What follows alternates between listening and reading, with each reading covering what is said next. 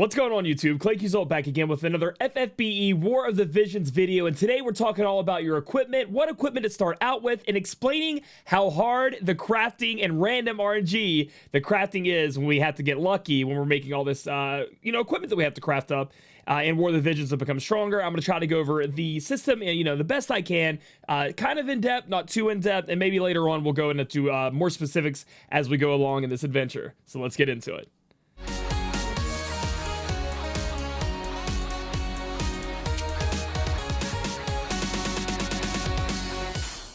Alright guys, so you're ready to step into the world of weapons and War of the Vision, and that's what I'm going to cover in today. We're going to start with our beginner tips on that and then get into more of an advanced crafting section, but that's just a touch basis to get you guys started. It's not going to be too in-depth or telling you exactly what to put on each unit or what to look for. It's just a general overview of weapons, okay? So the first thing I want to talk about is some things I talked about in my beginner guide and then my beginner tips and the unit progression. You guys should watch those videos if you haven't to make sure you're caught up to speed. But when you look at a weapon, so we're going to go ahead and click on a weapon here, and you go to conditions to equip, it is going to tell you who can have that weapon on, and it's going to be dependent on their main job and their two sub jobs. As long as they have one of the jobs, they should be able to put it on. So it says equipable jobs, soldiers. So a claymore can only go on soldiers, and if we head on over to units, you can tell which job they have. So if we go to Medina here, you can see that she has black mage, green mage, and then eventually I'll be able to unlock ninja once I get her to 4-star. Looking at our weapons as we put them on, which I don't want to look at Medina's right now. I want to go look at somebody I haven't had any weapons on before. We're going to look at this guy right here. When I go to put a weapon on him, so I'm going to click him right there, and I'm going to click this weapon, you guys are going to see that it shows the arrows pointing down. That does not mean that he's losing stats. He's actually still going to gain stats. What that means is that he's not weapon proficient enough with that weapon to be able to use it. So if you look down here at the equipment proficiency, I really suck at saying that word, you can see that he is at an E. But as you have a weapon equipped and you start using it in battle, that's how you get it raised up. You head over here to Medina, you can see that hers is at a B. So the first thing I want to say to you guys is, as soon as you get a weapon, your units that you want to use for a while can equip, throw it on them, so that while they're using battle, while you're auto grinding, while you're playing the game, you are getting the weapon proficiency up enough to where you can get the full stats from that weapon. So that's the first thing I want to point out to get you guys on the right track with equipment. So the first equipment we're going to talk about here is the Excalibur that you guys get from the game. It's given for free for these. I think it's the login bonuses or it's the pre-registration, either way. And this weapon's actually really good. There are going to be several things that a weapon can be done to it. It can be awoken, it can be plussed up, which we'll show that in a minute, and it can be leveled up. But what I like about Excalibur is not most of that is taken out of the equation. It's just a great sword that you guys can put on people, and all you have to do is chuck those those experience materials into it, and get it ready to go. So the first thing we look at here are the stars, and those can be increased. If you increase those stars on a weapon, that's going to put up how high the level of the weapon can go up, okay?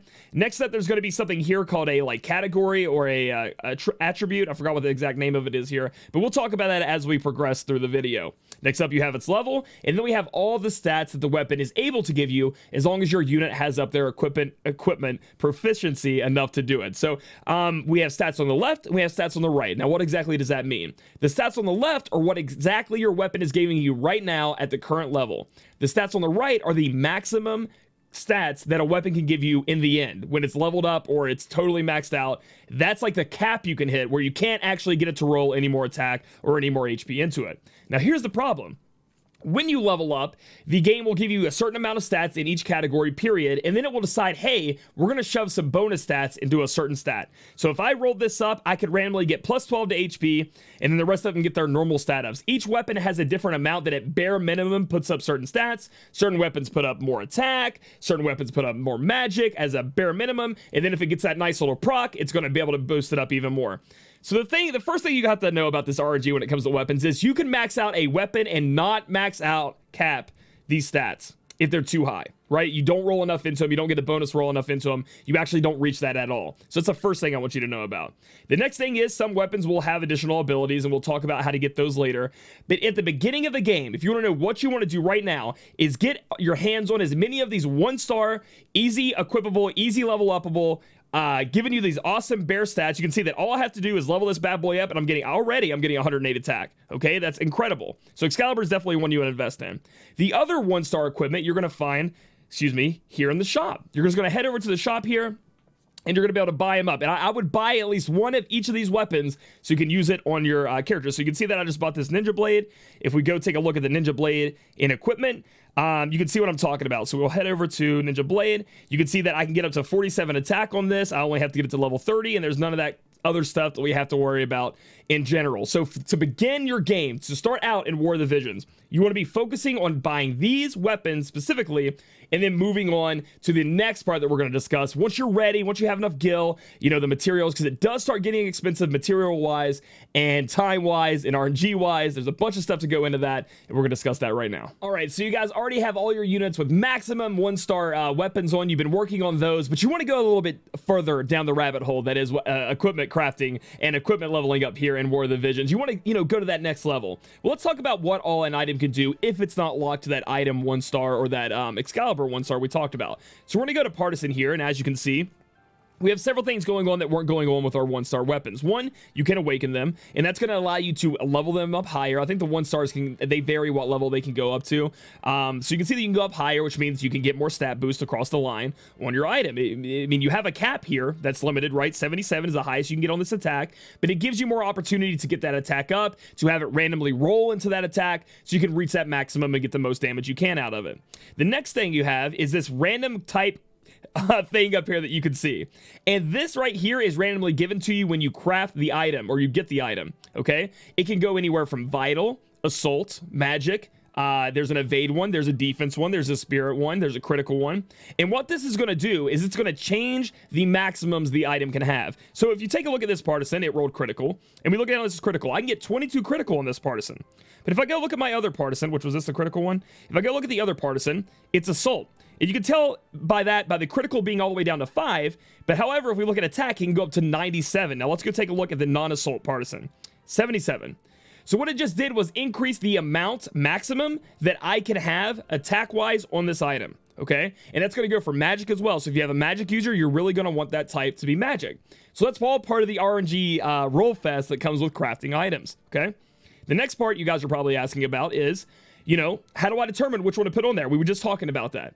Well, it's just easy as saying, okay, this guy does a physical attack, so I'm going to roll assault. That's most of the time it's going to be like that. But let's say you get a weapon that has just really high maximum attack already. It's like 300 before you even have assault on it. Let's say we get rid of the assault and the base stat it can have is 300. It may be extremely challenging for you to level up and awaken an item and have it roll into attack enough to where you even hit that 300. Nevertheless, of having that thing doubled up to 600 or even higher, you know what I mean? Or excuse me, or 300 or higher up to 600 if you're trying to roll attack when you're leveling it up. So if it already has a base super high attack for your physical damage, maybe you'll go for aim. Maybe you'll go for evade. Maybe you'll go for defense. These are easier stats to hit because in the end, they're not an extremely high barrier to try to hit the top end, and you're not wasting that main type stat, okay? So that's all I'm going to talk about that right now. It's really up to you to decide how you want to do that. But that's some words of advice. If you have a really high, you know, already cap on the attack or the magic, be wary of that. That could get you. I do know that in a JP quality of life update, which I'm unsure on this game if we're at yet because I haven't been able to level up the items yet. But essentially, when you start plussing up your items to +1, +2, and we'll talk about it in a minute, how you can do that.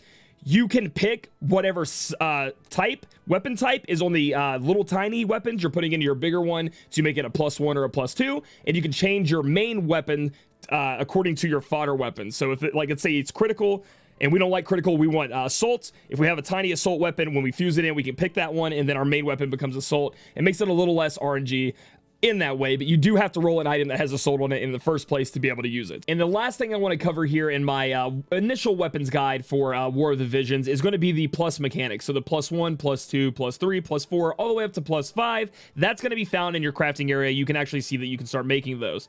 So I want to touch on the differences between the two. So first off, a normal claymore and a +5 claymore are actually going to have the exact same stat cap on each other. So we take a look at this claymore, 73 attack. If we go over here to like claymore 5, 73 attack. So you're not actually increasing the stats of your claymore, raw stats. You're not doing that. However, if you do take a look here, slash attack 12, it is adding a special ability to the weapon, and it goes up and up more as you raise up your plus on the weapon. So if you look at Claymore, it actually has no ability set down there. Claymore 2 is going to be up to slash attack 3, and again, once we get to Claymore +5, we're going to have that slash attack +15, which is awesome. does really good stuff, but it is a lot of investing. It's over 30 claymores you have to invest into this thing. Because watch this. Claymore plus 2 is going to require 2 Claymore plus 1s at level 10. Next up, Claymore plus 3. To make a Claymore plus 3, it's going to require 2 Claymore plus 2s at level 20. And then so forth and so on. It goes all the way up to a Claymore 5, in which case it's going to require 2 Claymores at level 40 that are plus 4'd. And then finally you have your Claymore 5 that you can mess around with. However, think about this for a minute. And unless, and again, I cannot test it, unless we have the Japanese, you know, quality of life, where as long as your lower weapon, when you fuse it in, can slowly keep changing up the upper weapon. So your Claymore 0, when it goes into plus 1, changes it to assault, and then you take the plus 1 to assault, all the way up to assault. On the very top, plus 5, it is super RNG. So until we have that, I wouldn't even touch this. Second off, because you want to be able to make a bunch of little ones until you get the right one. They don't cost that much. You can make the little ones and then move it up from there. Another thing is, when you make this Claymore plus 5, and you start leveling it up, maybe you want to go on to attack, and it doesn't really roll on to attack. It decides it's going to roll into the other stats a little bit too much, and it doesn't give you as much attack as you would like. It doesn't look like that is a big option here in Claymore, but with the bigger weapons, event weapons, and stuff like that, like the Gunbreaker weapon, for example, the Gunblade, it's going to be a little bit more serious. These are kind of like the littler weapons. So overall, I would, you know, that's for later game stuff we want to deal with. If someone in the comments knows if Global already has that change where you can select the type from the, you know, when you go into the plus 1 from the sub, you know, fodder weapons, I'd really like to hear about that. But so weapon crafting in this game is going to get a little bit crazy. For now, just worry about your 1-star weapons. It'll get you through the game for a little bit as we work on forward. So if you guys like this video, give it a thumbs up. Comment down below if you have any suggestions or if you have any questions. I'll try to answer them after this. Follow me here on YouTube. Follow me on my Twitch channel, twitch.tv/ClaicYuzolt, and I'll catch you guys in the next video.